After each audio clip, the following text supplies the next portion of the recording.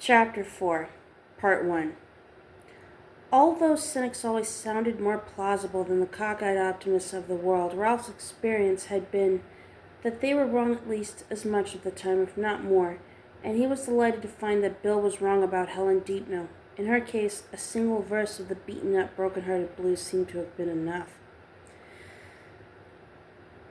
On Wednesday of the following week, just as Ralph was deciding he better track down the woman Helen had spoken to in the hospital, Tilbury, her name had been, Gretchen Tilbury, and try to make sure Helen was okay, he received a letter from her.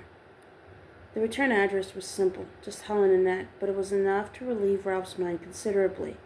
He sat down in his chair on the porch and tore the end off the envelope, and shook out 2 sheets of lined paper crammed with Helen's back-slanted handwriting.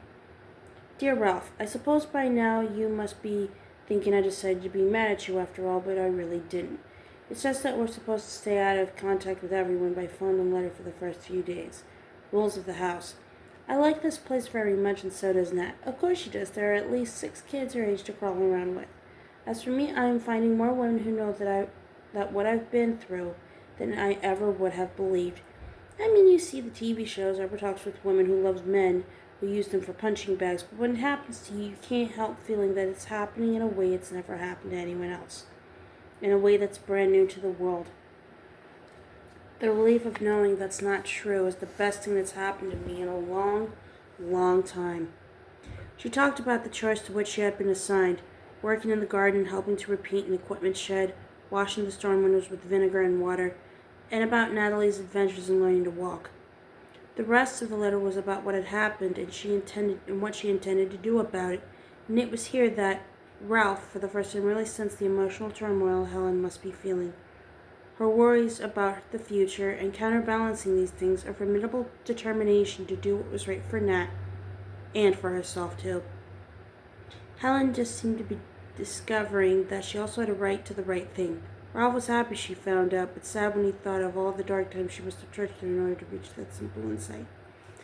I'm going to divorce him. Part of my mind, it sounds like my mother when it talks, just about howls when I put it that bluntly, but I'm tired of fooling myself about my situation.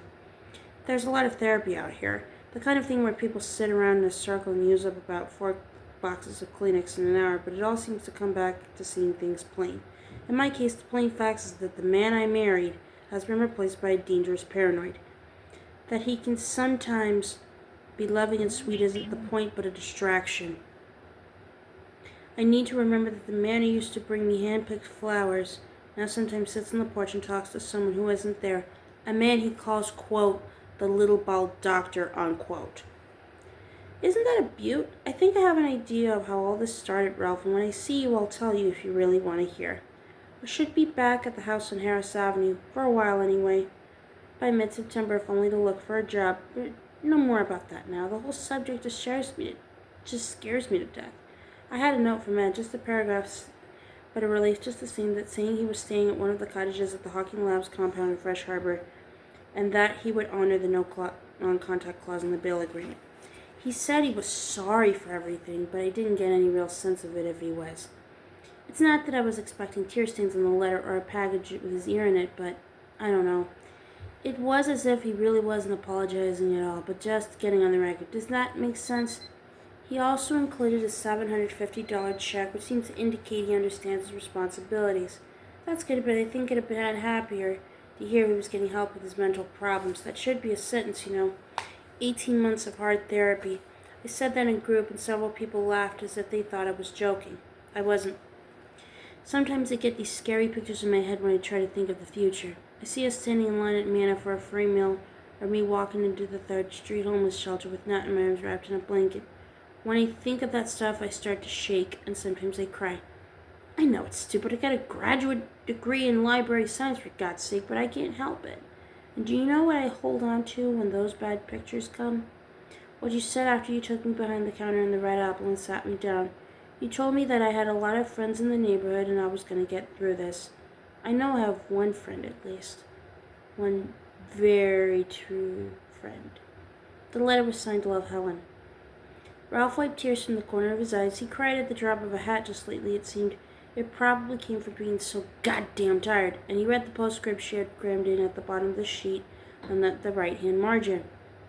I'd love to have you come and visit, but men are off limits out here for reasons I'm sure you will understand. They even want us to be quiet about the exact location. H. Ralph sighed for a minute or two with Ralph's letter in his hand, looking out over Harris Avenue. It was the tag end of August now, still summer, but the leaves and poplars had begun to gleam silver when the wind stroked them, and there was the first touch of coolness in the air.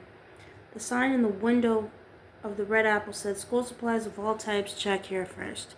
And out by the Newport town line in some big old farmhouse where battered women went to try to start putting their lives back together, Helen Deepno was washing storm windows, hearing them, getting them ready for another long winter. He slid the letter carefully back into its envelope, trying to remember how long Ed and Helen had been married.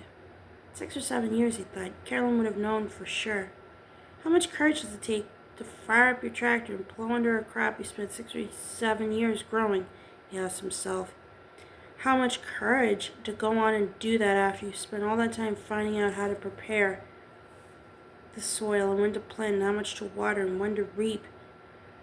How much to just say, I have to quit these peas. Peas are no good for me. I better try corn or beans. A lot, he said, wiping at the corners of his eyes again. A damn lot, that's what I think. Suddenly he wanted very badly to see Helen to repeat what she so well remembered saying,